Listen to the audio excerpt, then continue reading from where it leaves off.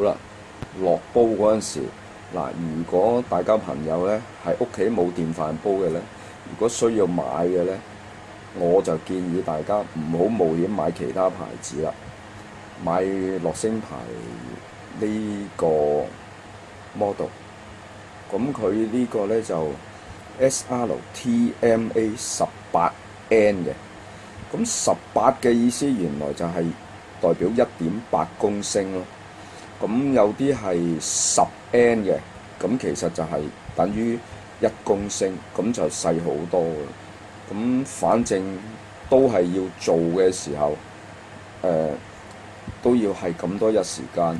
我唔建議大家用啲細煲咯，一定係用啲大煲，因為如果大家做得成功嘅話呢，你可能會同朋友分享啊，請人食嘅。咁你個細煲你就一定唔夠分㗎啊！咁好啦。個煲底呢就需要煎一啲竹嘅格，咁我就用呢個井字嘅蒸格去竹嘅。點解呢？因為我唔想嗰啲蒜頭係直接接觸個煲底，咁個煲底熱嘅時候呢，咪變咗好似煎乾咗個底咁。咁其實如果買唔到呢啲竹嘅蒸格呢，可以去快餐店攞幾對嗰啲即棄筷子，井字咁放落去都得。咁之後呢，就再放一個呢啲咁嘅竹格，或者係竹篾啦。揾得到最好啦。如果冇嘅話呢，其實都可以用啲不鏽鋼嘅。不鏽鋼嘅係呢種。咁跟住呢就要鋪紙啦。鋪紙係鋪咩紙呢？係鋪普通嘅抹手紙，或者係即係三摺咧，掹一張一張嗰啲呢，就鋪4層啦，或者係卷裝嘅抹手紙。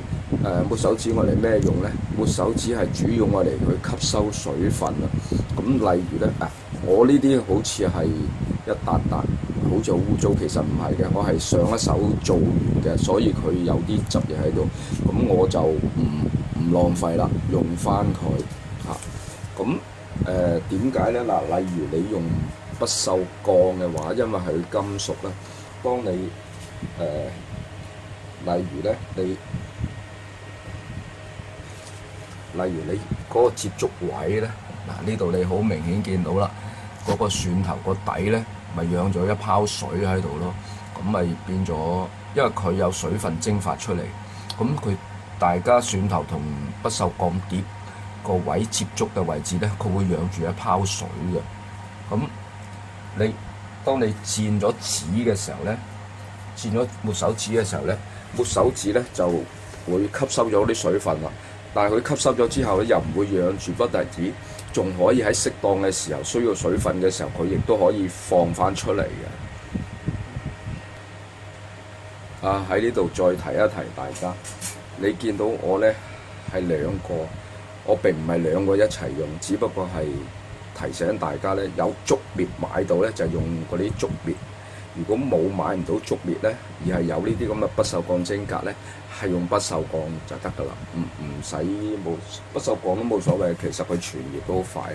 我呢啲蒸篾呢，用咗2次3次，因為佢喺個底嘅，咁長期喺度蒸住佢呢，變咗脆，因為佢好薄，咁爛咗。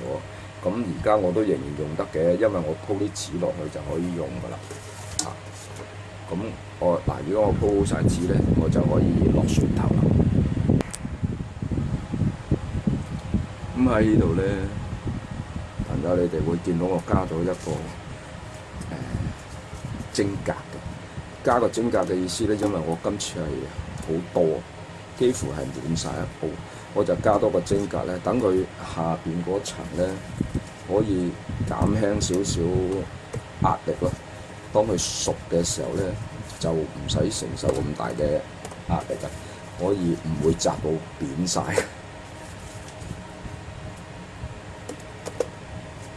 咁同埋係增加佢裏邊個熱氣流通。我唔再加不鏽鋼格㗎啦，我或者係逐月加。我早期都有加嘅，咁但係今次我唔打算加，因為係多。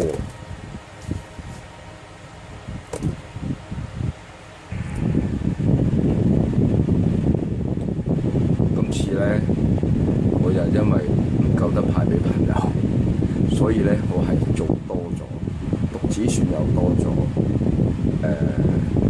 加多幾個多帆船，我係貪心啲，因為我見佢有空位剩啦，咁我就唔想浪費啲空間啦。咁我預備可能係俾多2-3日時間佢，加多幾個。好啦，咁做擺好晒嘅時候咧，就再喺面鋪多4重嘅木手指啦，嚇，咁就可以冚蓋。預備開電掣啦。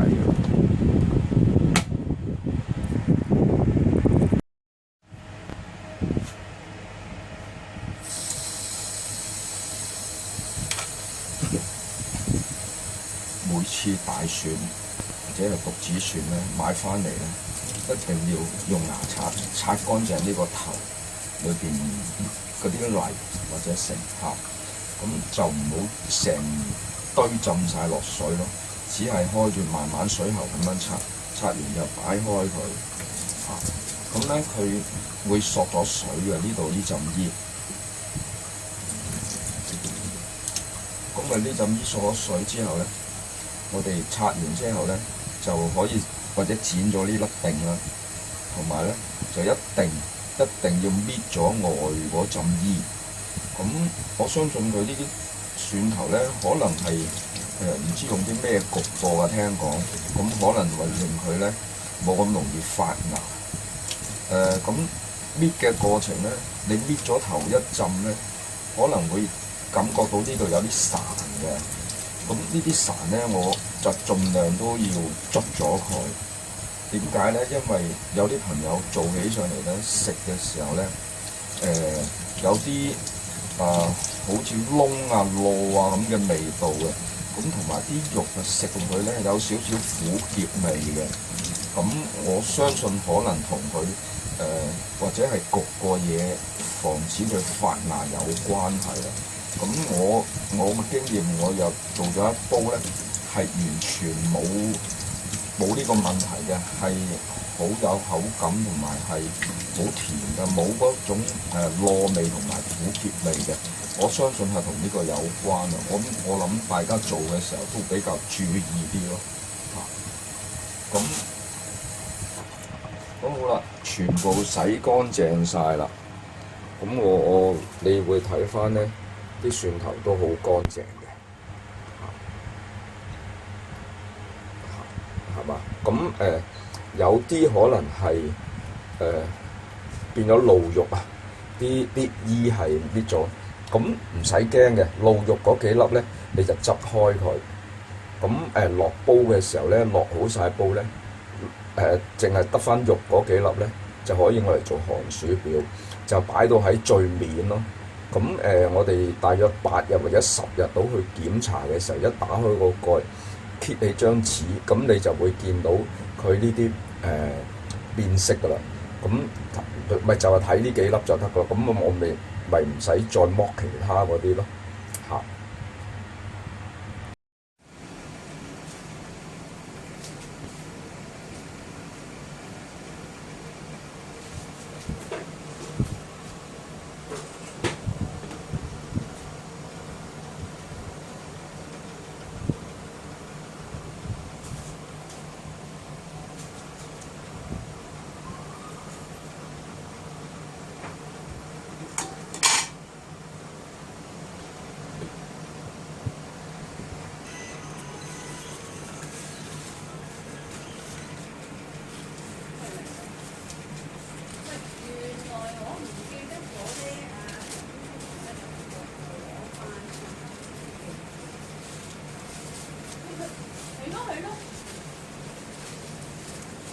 咁樣你講話得係個個係我攞翻我，係啊，唔記得咗。我想問咧，嗰個報告，我又唔知你會唔會幫我打電話問一問啊？你幫我問佢拍到條文，因為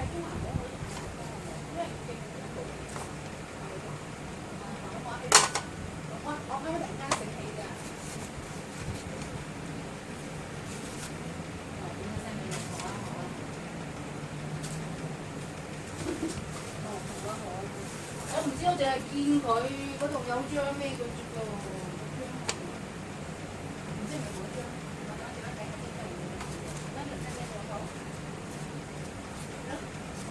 係咯，佢好似唔知話翻去點樣好似係冇講過，冇講實話邊度攞嘅，佢好似話唔知幾多號，咁就直情唔記得之前前差呢度，佢冇攞翻嚟。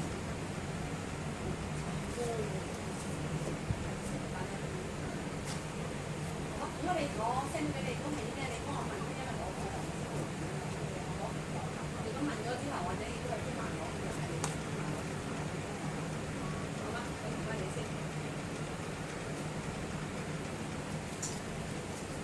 法國醫院，法國醫院我可以自己講得。